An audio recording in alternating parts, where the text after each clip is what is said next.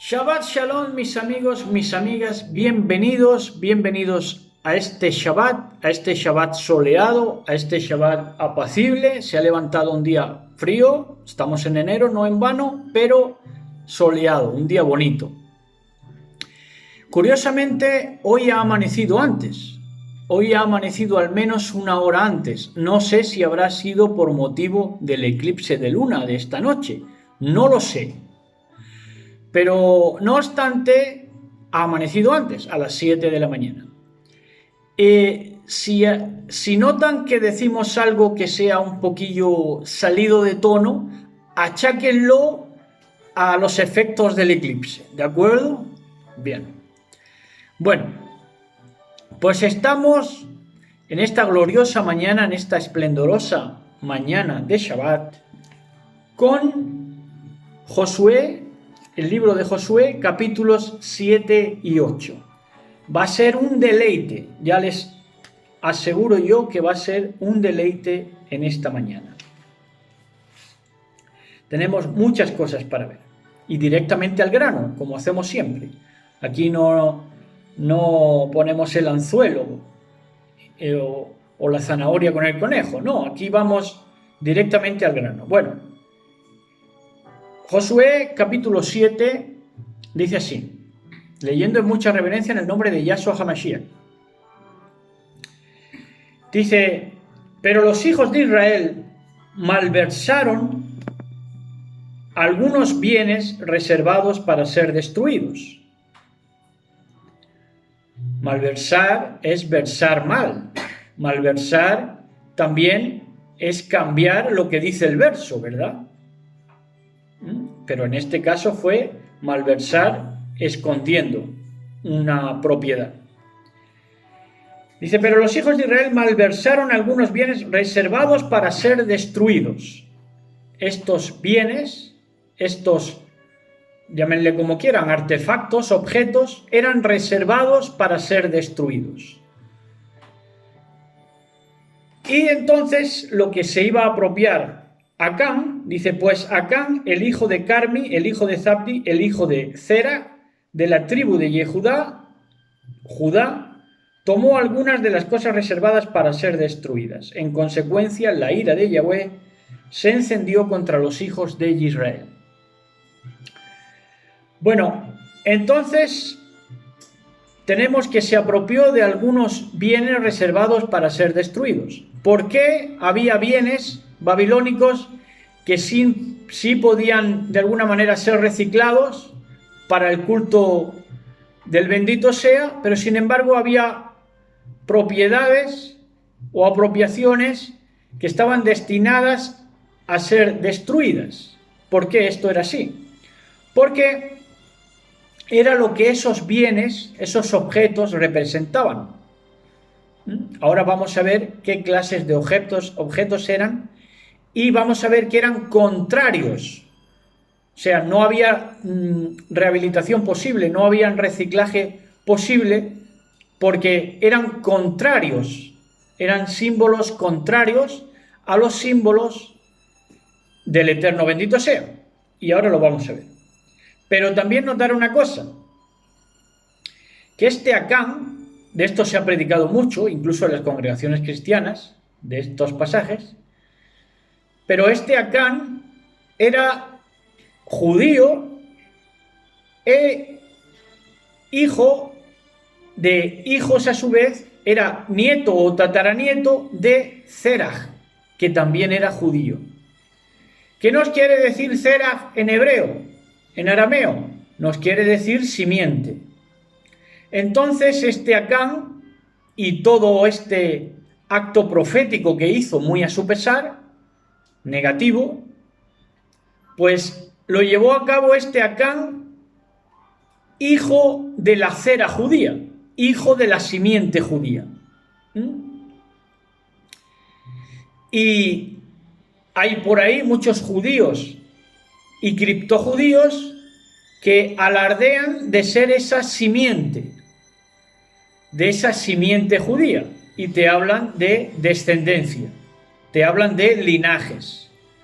Bueno, pues aquí vemos la ejemplificación de que este Acán, simiente judía, simiente de Zera, de la Zera judía, de la simiente judía, iba a hacer lo que iba a hacer. Y ahora verán. Y Josué envió hombres desde Jericó a Ai. Ai es una de las ciudades más antiguas del mundo, que está junto a Bet Aven, puerta de la piedra, sería la traducción, al este de Beit El, puerta de Elohim, diciéndoles que subieran a reconocer la tierra.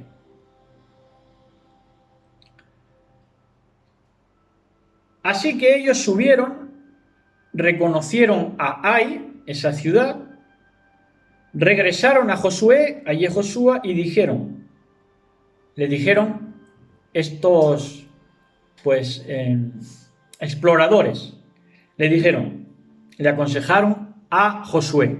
Ya empezamos con los problemas. Le acababa de decir a Josué y Josué que se esforzara, que fuera fuerte y valiente. Y vamos a ver la trayectoria. Dice, le dijeron a Yehoshua estos exploradores: no hagas que todo el pueblo suba, pero quizá deja que 2 o 3 mil hombres ataquen a Ai. No hay razón para que todo el pueblo se fatigue para llegar allá, porque solo hay pocos de ellos. Y aquí hablaron de guardar reservas, guardaron de andarse con reservas, con conservadurismo, estos exploradores. Entonces empezaron a menoscabar de esta manera, haciéndole ver a Josué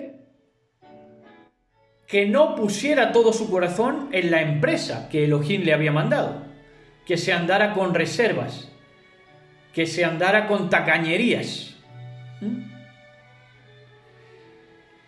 Y esto es muy malo delante del Eterno, bendito sea, porque Él nos llamó a amarle con todo nuestro lev, con todo nuestro corazón, no con reservas, y a cumplir sus mitzvot, sus mandaciertos, con todo nuestro corazón.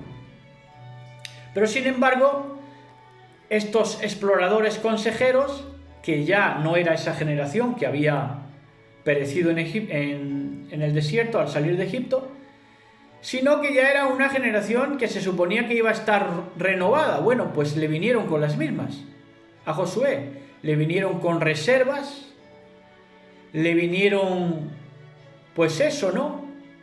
De una manera tacaña, con fuerzas tacañas, y no poniendo todo su arsenal, toda la carne en el asador, como se dice. Y entonces,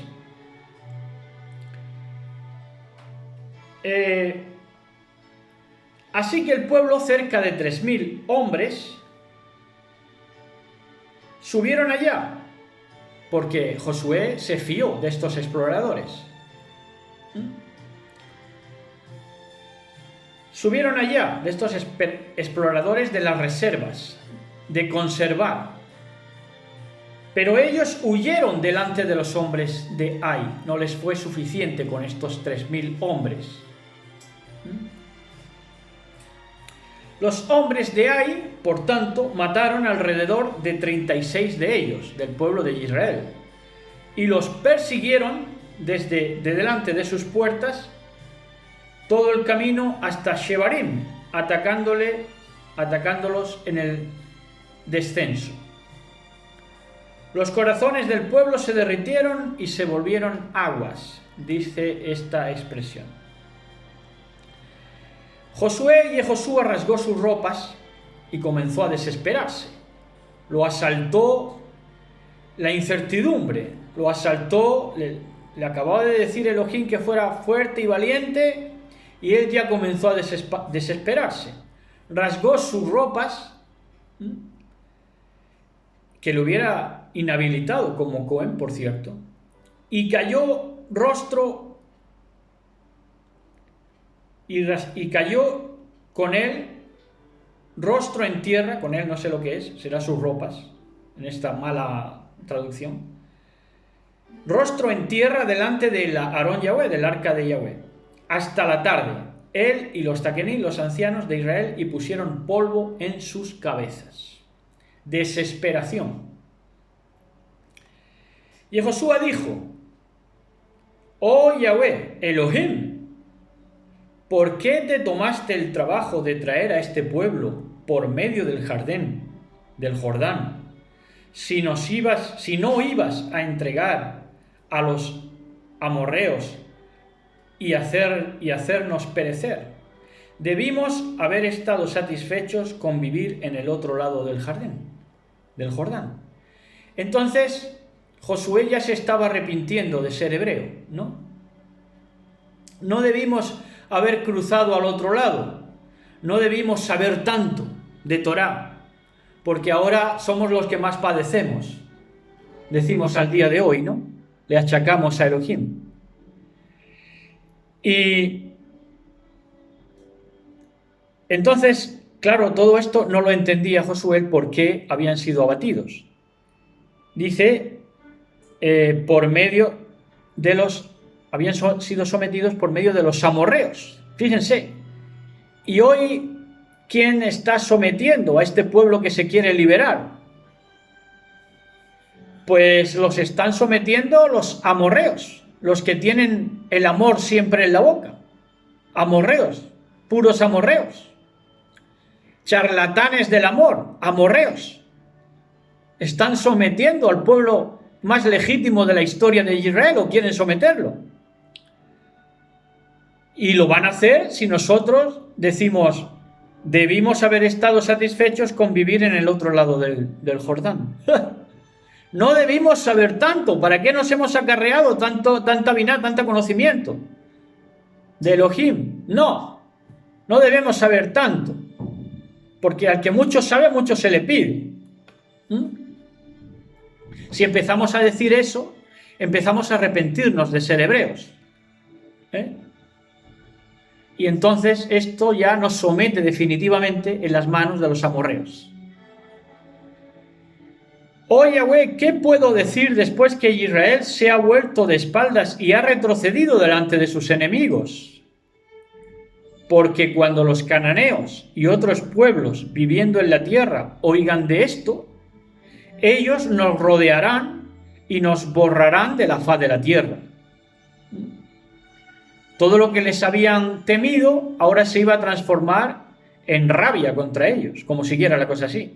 ¿Qué harás entonces para salvar el honor de tu gran nombre?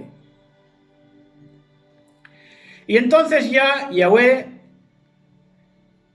se puede decir, cansado de escuchar estupideces de Josué, porque se estaba arrepintiendo de ser hebreo y de haber vivido y de haber heredado la Torá, le dice, Yahweh dijo a Yehoshua: ponte en pie, Yehoshua. ¿Y cómo estaba Josué?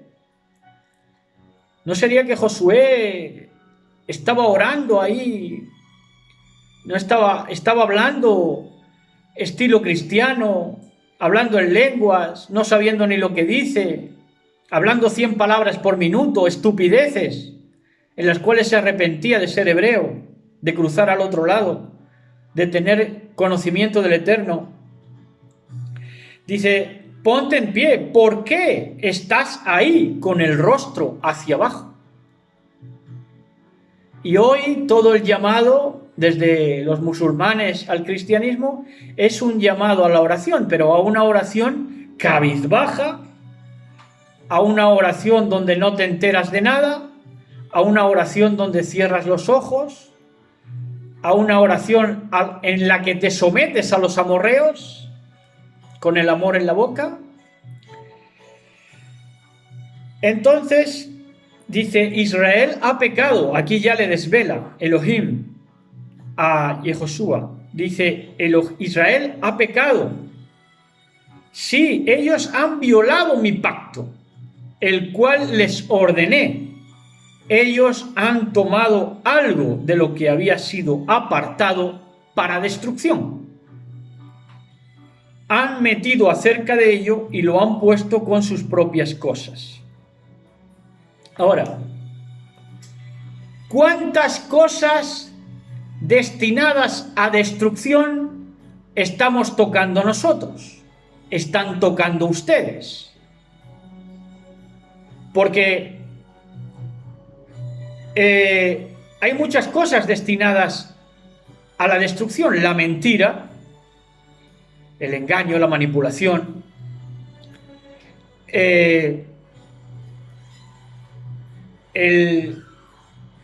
la ostentación, la soberbia, la altivez, todo eso va a ser destruido. Destinado a destrucción. ¿Qué estamos tocando nosotros? ¿Qué estamos tocando nosotros?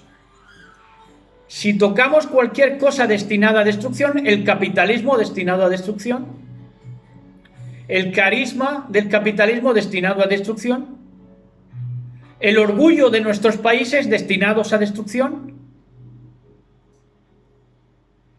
la arrogancia en cuanto a conocimiento que luego no nos lleva a ninguna parte, conocimiento meramente memorizante, destinado a ser destruido también, destrucción.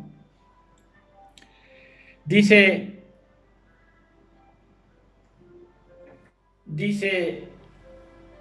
por esto, había sido apartado para destrucción. Han mentido acerca de ello y lo han puesto con sus propias cosas, es decir, que lo han ocultado. Encima de que se han apropiado de cosas destinadas a la destrucción, doctrinas engañosas, encima los ponen en sus propias cosas y lo han aprendido de esa tierra de Canaán, de esos amorreos y de esos babilónicos. Por esto los hijos de Israel no pueden hacer frente a sus enemigos. Josué, por esto es. Ellos vuelven sus espaldas a sus enemigos porque han caído bajo maldición. Yo no estaré más con ustedes a menos que destruyas las cosas designadas para destrucción que tienen consigo.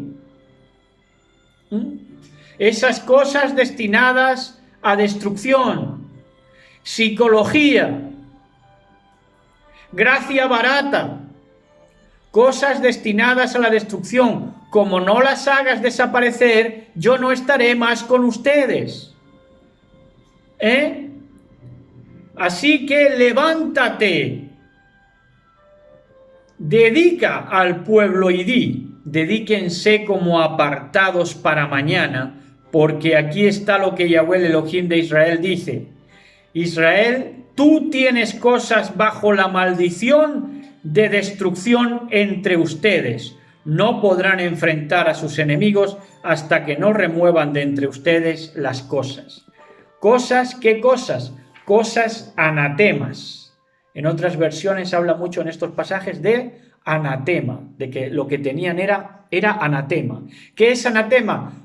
Una ideología contraria a la idea de Elohim, a la gloriosa o supereminente, no hay nombre, idea de Elohim.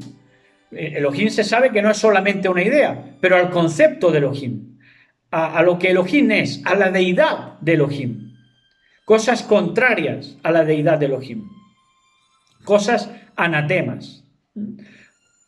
Ideologías contrarias, diversas, y que sobre todo son ideologías contrarias porque se quieren amparar bajo el engaño, se quieren amparar bajo lo demoníaco y bajo el ocultismo.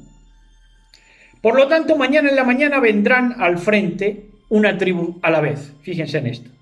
La tribu que Yahweh señale, vendrá al frente una familia a la vez. La familia que Yahweh señale, vendrá al frente una casa a la vez. La casa que Yahweh señale, vendrá al frente una persona a la vez. Bueno, ¿y por qué toda esta parafernalia? Mashiach de mi vida, ¿por qué? Háblanos. Porque si no lo hubiera hecho así, hubiera pasado de esta manera. Las tribus se hubieran escondido en las familias. Las familias se hubieran escondido en las casas. Y nadie hubiera aceptado su culpa. Es decir, que se hubieran escondido detrás de las faldas de algo. La tribu en la familia en las casas, tapando pecados,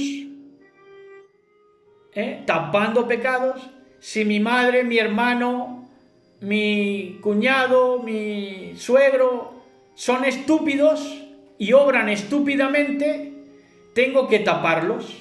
Y entonces a esto estaban dispuestos, a tapar el pecado de Acán, como siempre. Si mi padre ha obrado con necedad, pues tengo que decir que es un necio y no taparlo, ¿verdad? Pero sin embargo, esto está dispuesto de esta manera. Por eso Yahweh le manda a Josué que hiciera las cosas exactamente así, para sacar, para extirpar. Y es que si no se extirpa, pues se encangrena todo, ¿no? La persona que sea sorprendida con cosas en su posesión que fueron reservadas para la destrucción será quemada hasta las cenizas, él y todo lo que posea, porque él ha violado el pacto de Yahweh y ha cometido una obra vergonzosa en Israel. Esto se lo estaba diciendo a Josué. Quien encuentres que sea el culpable,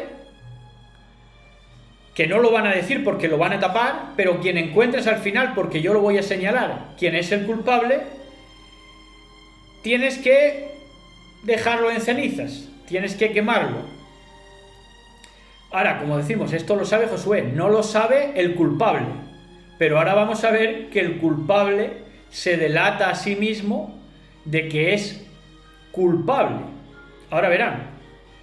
Dice, así que Yehoshua se levantó temprano en la mañana e hizo que Israel viniera al frente, una tribu a la vez, y la tribu de Judá fue señalada. Ahí está, la tribu de Judá, los hermanitos mayores, los angelitos. Él hizo que las familias de Judá vinieran al frente y señaló la familia de Zerah, de la simiente, de los que hablan de linajes, de los que hablan de pureza en la sangre, de los que no quieren tratarse con otras razas. Estos racistas, supremacistas, que vamos a hablar cuando hablemos del manto babilónico de Sinar, de la tribu de Sinar. Dice, señaló la familia de Zerah, él hizo que la familia de Zerah viniera al frente por jefes de las casas y Zabdi fue señalado. Él hizo que su casa viniera al frente, una persona a la vez, desfilando ahí, y Acán, o Ahán, el hijo de Carmi, el hijo de Zabdi, el hijo de Zerah, nieto de esa Zera, de esa simiente, de esos que presumían de linaje, de sangre. El hijo de Zerah de la tribu de Yehudá fue señalado. Aquí ya fue señalado. Estaba ya listo para ser ajusticiado, pero ahora verán cómo se delata él mismo. Y le da la cabot del esplendor al Eterno y a Josué por hacer lo que hizo, fíjense. Dice, Yehoshua dijo a Acán, hijo mío, jura a Yahweh el Elohim de Israel que tú dirás la verdad y confesarás a él. Dime ahora qué hiciste, no ocultes nada de mí. Sabía que ya estaba sentenciado, pero quería sacarle la verdad. Acán respondió a Yehoshua, Josué, es verdad, he pecado contra Yahweh, el Elohim de Israel. Así que reconoce su pecado. Pero reconocer el pecado es arrepentirse, ahora vamos a ver que no. Porque éste reconoció su pecado, pero no se arrepintió. Y lo vamos a demostrar. Dice, aquí exactamente está lo que hice. Cuando vi allí entre el botín un bello, dice en otras versiones, un manto muy bonito, muy bueno, de Shinar, 5 libras o 50 monedas de plata, más bien, y un lingote de oro de 1 libra y 1/4, la transcripción en otras versiones es otra cantidad, pero ahora vamos a hablar. Yo en verdad los deseaba, así que los tomé. Los encontrarás escondidos en la tierra dentro de mi tienda con la planta debajo. Y aquí hacemos un stop, porque tenemos un manto babilónico que lo encontró este Acán entre los despojos. Este manto babilónico simboliza a Ur, a todo lo que se le mandó a los hebreos salir de ahí, empezando por Abraham, salir de Ur, de los caldeos. Ur era ese precedente de Babel, bueno, esa ciudad también babilónica, de Sinar, de la tierra de Sinar. Toda la tribu de Sinar estaba empapada por esa filosofía caldea babilónica. ¿De qué? De confusión. Es un manto babilónico de confusión, y esa confusión te lleva, si no te esfuerzas, si eres valiente, te lleva a que te preguntes, pero este manto babilónico confusionista ¿es bueno? Porque este Acán dijo que era muy bueno. Ya empezó ahí a dudar. El manto babilónico le hace dudar. Y no es bueno porque es un disfraz. El manto babilónico es un disfraz. Se visten de lo que no son. Intentan confundirte a fin de que tú te preguntes, ¿es bueno o malo? Porque en el fondo este manto babilónico es un manto falto de virtud. Falto de virtud, por eso hemos dicho, porque son símbolos contrarios. Este manto es un símbolo contrario al manto judío, que es, al manto yahudí más bien, que sí es un símbolo de Elohim, que portó nuestro Mashiach de una manera perfecta. Y aquí en este pasaje de Lucas 8, 43, 46, dice así, dice, pero una mujer que padecía flujo de sangre desde hacía 12 años y que había gastado en médicos todo cuanto tenía y por ninguno había sido curada, se le acercó por detrás y tocó el borde de su manto. Y al instante se detuvo el flujo de su sangre. Entonces Yahshua dijo, ¿quién es el que me ha tocado? Y negando todos, dijo Kefa, los que con él estaban, Kefa es Pedro, maestro, la multitud te aprieta y oprime y dices, ¿quién me ha tocado? Pero Yahshua dijo, alguien me ha tocado porque yo he conocido que ha salido poder de mí. En otras versiones, ha salido virtud de mí.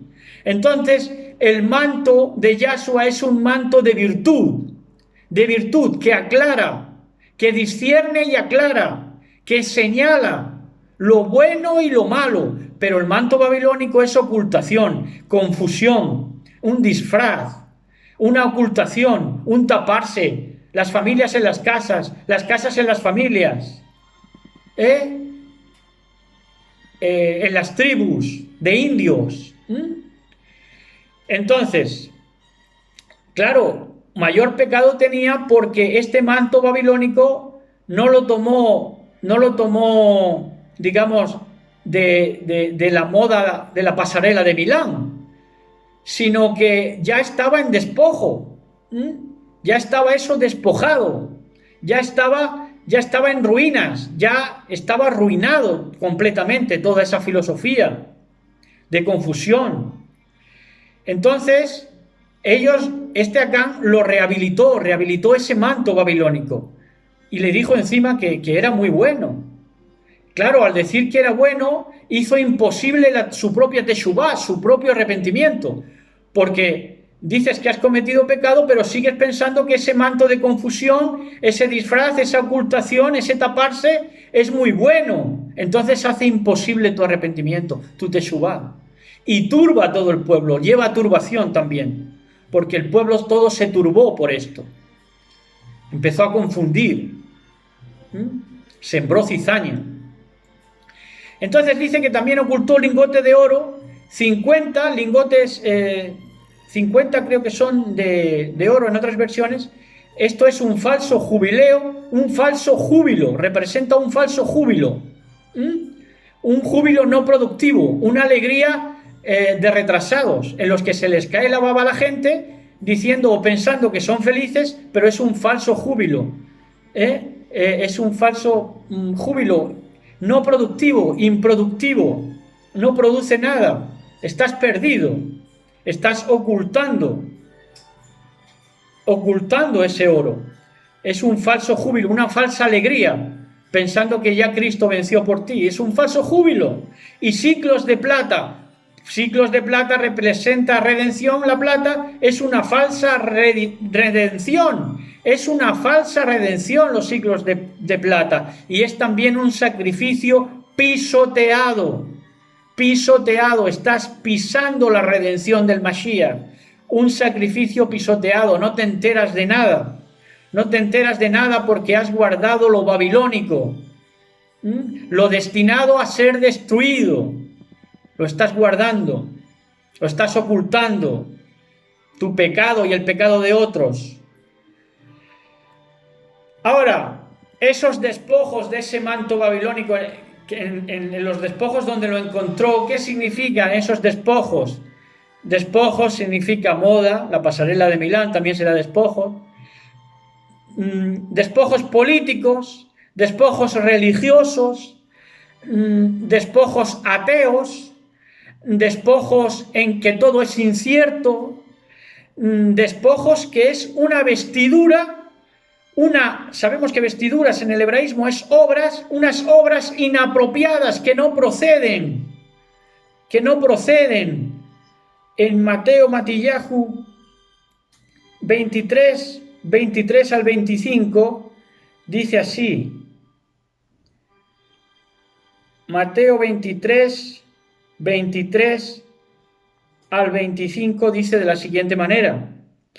Dice: ay de vosotros, escribas y fariseos hipócritas, porque diezmáis la menta y el eneldo y el comino, y dejáis lo más importante de la Torá, la justicia, la misericordia y la fe. Esto era necesario sin dejar de hacer aquello. Pero vosotros os habéis preocupado solamente de lo que cubre, de la cubierta, del manto babilónico que hacéis pasar como manto virtuoso, pero que no tiene ninguna virtud. Ciegos guías que coláis el mosquito y tragáis el camello, ay de vosotros, escribas y fariseos hipócritas, porque limpiáis lo de fuera del vaso y del plato, pero por dentro estáis llenos de robo y de injusticia. Entonces este manto babilónico es un camuflaje y otra hoja de higuera. Pueden verlo ustedes en Génesis 3:7, que se tapan con hojas de higuera desde el principio. Esto es otra manera de taparse este manto babilónico. Falto de virtud, lleno de confusión, de hipocresía, de sembrar también la confusión, de hacer también la teshuvá imposible, porque le llamas encima que es bueno. ¿Es bueno por qué? Porque te mantiene en sociedad, es social, es algo sociable. Malditos, 3 veces malditos. Entonces, ese manto encima también representa el supremacismo. El supremacismo, todos aquellos que se creen mejores, todos aquellos representa ese manto babilónico, representa ese supremacismo, se creen mejores y se creen los racistas y los más racistas, los más supremacistas, los que se ponen ese manto babilónico, son aquellos que tienen hijos que se acuestan con otras, por ejemplo, entre los judíos, no, hablemos de los judíos y luego hagamos el paralelo. Entre los judíos siempre están con goy en la boca, este es goy, goyim, goy, gentil. Pero luego, ¿por qué siempre están con el goy en la boca? Y en el caso del gitano, siempre está con payo en la boca, que es el paralelo de goy, ¿no? De lo que llaman los judíos. Pues el paralelo es lo que hacen los gitanos.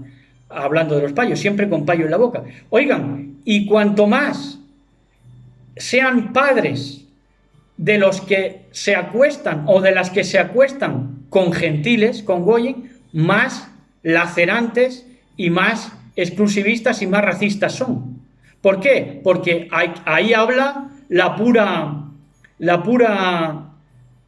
frustración. Están frustrados, ellos mismos son fracasados. ¿Por qué? Porque sus propios hijos ya están acostándose con gente goy, con gente que no es de la misma etnia, y ellos mismos, quizá, lo más seguro, que se hayan masturbado también pensando o haciéndole el amor a sus parejas pensando en gente que no es de su misma etnia, estos supremacistas, y luego pues son los primeros que se ponen en la boca este supremacismo, vestidura encima, manto babilónico. Bueno, y también, y ya lo último que tenemos que añadir a esto, y si no fuera, son tan fracasados y tan frustrados que si no fuera porque se casan, tanto judíos como gitanos en este caso, que se casan entre ellos con matrimonios acordados y entre primos o directamente se lo hacen con prostitutas, entonces quedarían toda la vida solos, porque son tan fracasados que no pueden buscarse algo que sea fuera de sus familias, que sea de sus ocultaciones, de sus embrollos, ¿no? Bueno, hasta ahí vamos a hablar. Seguimos con el pasaje. Vamos por el 21, dice por el 21, 7:21, entonces eso es lo que tenía, esas fueron las pertenencias que cogió Acán. Dice, y Josué envió mensajeros quienes corrieron a la tienda, estaba todo allí escondido en su tienda, incluyendo la plata debajo. Ellos tomaron las cosas de dentro de la tienda, las trajeron a Josué y los hijos de Israel, y las pusieron delante de Yahweh. Y Josué, junto con todo Israel, tomaron a Acán, el hijo de Zera, el hijo de la simiente, presuntuosa, de linajes, de pureza, con la plata, el manto, el lingote de oro, sus hijos, sus hijas, su ganado, sus asnos, sus ovejas, su tienda, y todo lo que tenía, y lo llevaron al valle de Acor, que significa tribulación. Estos van a tribulación, los del manto babilónico. Y Josué dijo, ¿por qué has traído aflicción sobre nosotros? Hoy Yahweh traerá aflicción sobre ti. Entonces todo Israel lo apedreó hasta la muerte y lo quemaron hasta las cenizas y lo apedrearon. Sobre él amontonaron una gran pila de piedras que está ahí hasta este día. Finalmente Yahweh se volvió de su ira furiosa y por esto este lugar es llamado el Valle de Acor, el Valle de la Aflicción hasta este día. Pero este amontonamiento de piedras no fue un altar. Por supuesto, no fue un altar. Era para que el pueblo aprendiera y para que aprendieran que los despojos babilónicos los dejaran como despojos y nunca más los cogieran. Todo esto destinado a destrucción. Capítulo 8, ya entrando. Dice, Yahweh dijo a Josué, no temas ni te desesperes, que te has desesperado antes. Lleva a toda la gente que pueda pelear contigo. Sal y sube a Ai, porque ahora yo te he entregado al rey de Ai, su pueblo, su ciudad y su tierra. Haz a Ai y a su rey lo que hiciste a Jericó y a su rey, pero esta vez toma sus despojos y ganado como botín para ustedes. Pon emboscada en la ciudad detrás de ella. Así que Josué salió a Ai con toda la gente que podía pelear, y Josué escogió ya no 3.000, sino 30.000 hombres, los más valientes de su tropa, y los envió por la noche. Ya nada de reservas, ya nada de conservar. Aquí vamos con el todo por el todo y hay que amar a Elohim con todo nuestro corazón. Él los instruyó. Yacerán en espera para tender emboscada desde atrás. Permanezcan cerca de la ciudad y todos ustedes estén listos. Yo y todas las tropas conmigo nos acercaremos a la ciudad y cuando salgan a atacarnos como hicieron antes, saldremos corriendo de ellos. Ellos nos perseguirán hasta que los alejemos de la ciudad porque ellos dirán, ellos están huyendo de nosotros como hicieron antes, así que huiremos de ellos. Entonces ustedes saltarán de sus posiciones de emboscada y tomarán posesión de la ciudad porque Yahweh, su Elohim, la entregará a ustedes. Cuando hayan capturado la ciudad, le prenderán fuego. Sal de ella, sal de Babilonia, préndele fuego. Hagan conforme a lo que Yahweh ha dicho, esos son sus órdenes. Yahweh los envió y ellos fueron al lugar para la emboscada, quedándose en Betel y Ai, al oeste de Ai, mientras Jehoshua acampó esa noche con el pueblo. Jehoshua se levantó temprano en la mañana, reunió a sus hombres y subió ahí delante de su gente, él y los ancianos de Israel. Todas las tropas que marchaban con él subieron, avanzaron y arribaron al frente de la ciudad y acamparon en el lado norte de Ai, con un valle entre él y Ai. Entonces él tomó cerca de 5.000 hombres y los puso en emboscada frente a Betel y al oeste de Ai. Entonces los hombres se pusieron en formación con todo el ejército al norte de la ciudad y su retaguardia en espera al oeste de la ciudad, y Jehoshua pasó allí la noche en el valle. El rey de Ai vio esto, así que los hombres de la ciudad se apresuraron temprano en la mañana para guerrear contra Israel, él y toda su gente, al lugar del encuentro frente a la Arabá. Pero él no tenía idea que detrás de la ciudad una emboscada había sido puesta contra él. Y Jehoshua y todos sus hombres se hicieron como si hubieran sido derrotados delante de ellos y huyó por el camino del desierto. Toda la gente de Ai fue llamada para perseguirlos, así que persiguieron a Jehoshua y fueron alejados de la ciudad. Toda la vehemencia que ponían, toda la violencia de perseguir a Israel, le restaba de sentido común, porque dejaron la ciudad al descubierto. Esto tienen los necios, los ciega el odio, ¿no?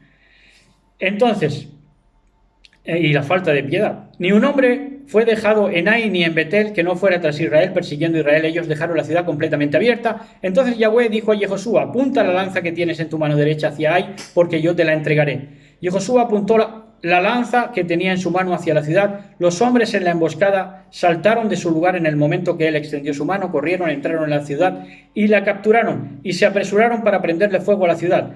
Cuando los hombres de Ai miraron hacia atrás, ellos lo vieron, había humo de la ciudad subiendo a los Shamaín, como esa Babilonia, exactamente, que va a ser destruida y que su humo sube, el humo de su tormento por los siglos de los siglos. Y no tenían poder para huir a un lado o al otro, en cuyo punto la gente que huyó al desierto se volvieron sobre los perseguidores. Cuando Jehoshua y todo Israel vieron que la emboscada había capturado la ciudad y que el humo de la ciudad subía, ellos se volvieron y mataron a los hombres de Ai, mientras los otros salieron de la ciudad contra ellos también, así que estaban rodeados por Israel, con unos de este lado y otros del otro. Ellos los atacaron, permitiendo que ninguno quedara ni escapara. Pero tomaron vivo al rey de Ai y lo trajeron a Jehoshua. Cuando Israel había terminado de matar a todos los habitantes de Ai en el campo, en el desierto donde ellos los habían perseguido, y ellos habían caído consumidos por la espada, entonces todo Israel regresó a Ai y lo derrotó por la espada. 12.000 hombres y mujeres cayeron ese día, todos los de Ai. Pero Jehoshua destruyó a todos los habitantes de Ai. Solo el ganado y los despojos de esa ciudad tomó Israel como botín para ellos, guardando el orden que Yahweh había dado a Jehoshua. Así que Jehoshua tomó a Ai y lo convirtió en un montón de escombros, y permanece una ruina hasta este día. El rey de Ai, él lo colgó de un árbol hasta la noche, a la puesta del sol. Jehoshua dio una orden, así que tomaron el cadáver y lo bajaron del árbol y lo echaron a la entrada de las puertas de la ciudad. ¿Por qué lo colgó de un árbol? Porque aquí en la tierra de Sinar, en toda esta tierra de Sinar, de Ai, es donde estuvo el Edén. Y este árbol del conocimiento del bien y del mal es eminentemente babilónico. Por lo tanto, fue también una representación de ese árbol del conocimiento del sincretismo, ¿no? Del sincretismo también religioso.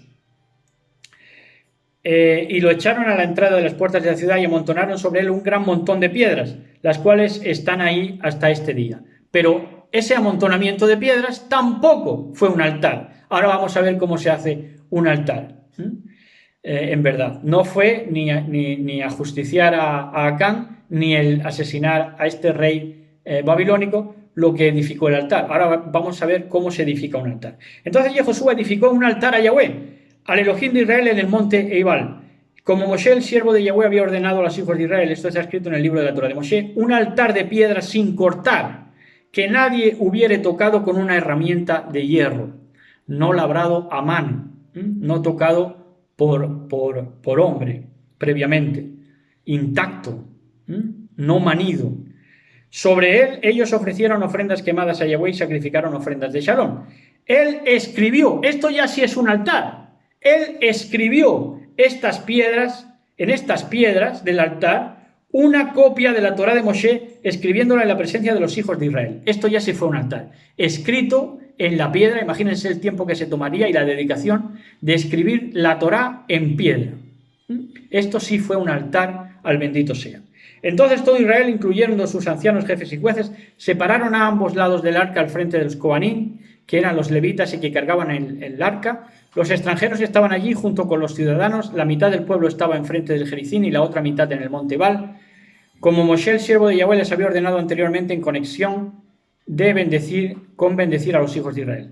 Después de esto, él leyó todas las palabras de la Torá, la bendición y la maldición, escritas en ese altar, conforme a todo lo escrito en el libro de la Torá. No hubo una sola palabra de todo lo que Moshe había ordenado que Yehoshua no leyera y escribiera en piedra con una dedicación realmente admirable delante de todo Israel en asamblea, incluyendo las mujeres, los pequeños y los extranjeros que se habían unido a Israel. Y hasta aquí estos gloriosos capítulos en los que hemos aprendido hoy tanto en el libro de Josué. Para que se mantenga lo más fresco posible, aquí cerramos en el día de hoy. No tiene desperdicio, vuelvan a escuchar este tema porque es un tema glorioso, esplendoroso. Shabbat Shalom a todos, gócense, abrácense, vivan este Shabbat plenamente con todo nuestro corazón, no con reservas de ningún tipo, sino amando a Elohim siempre con todo nuestro corazón, con todo nuestro lev. Gócense en este bendito Shabbat, besos y abrazos para todos y todas. Shalom.